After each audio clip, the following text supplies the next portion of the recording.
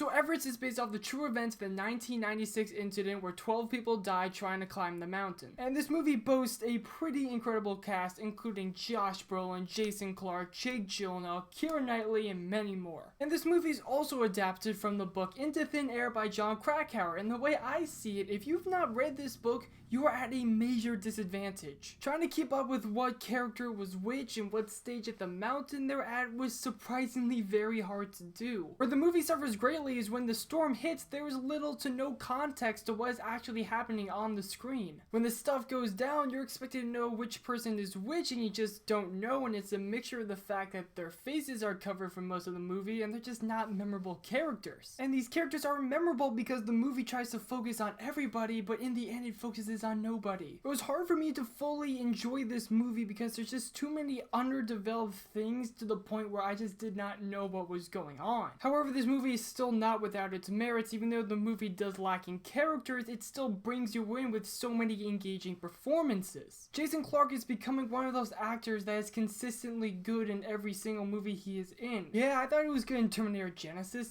deal with it. And in Everest, Clarke gives one of the most heartbreaking performances of the entire year. When you get to the end of the movie, it gets more and more brutal to watch Clarke's character, and that's mostly because of his amazing, powerful performance. And then that same heartbreaking performance by Clarke is paralleled by Keira Knightley, and when these two talk, that makes for the best scenes of the entire movie. When it comes to Josh Brolin, he just brings that Josh Brolin charm that only he can bring. But I think that the most underrated performance of this movie was Michael Kelly as Jon Krakauer. He was very intelligent and engaging, and I just like Michael Kelly in the role. This movie lacks a lot in context, but it makes up with every single person in the cast of Everest bringing their A game. And not to mention the fact that every single frame of this movie is gorgeous. The way the director and the cinematographer was able to capture the beauty of Everest was perfect. And you mix that incredible visuals with the incredible sound mixing, and you really feel like you're on the mountain. The sound mixing was really able to capture the intensity of what it was like to be on that mountain. From a technical standpoint, the movie was very atmospheric. So overall, Everest has top-notch performances, it's amazing to look at, and you really do feel the stakes of what is happening. And the movie was able to handle its brutal and more emotional scenes very well. But the movie is so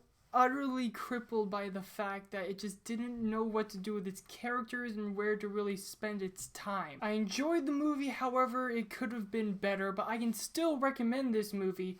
2.8 out of 5 reels. And guys, coming up for this channel, I will be covering the New York Film Festival. We're talking The Walk, The Martian, The Lobster, Steve Jobs, Maggie's Plans, Bridge of Spies, and Miles Ahead. You can expect reviews for all of these movies. I am super pumped.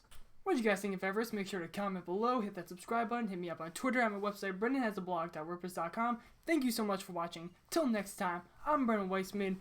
Peace!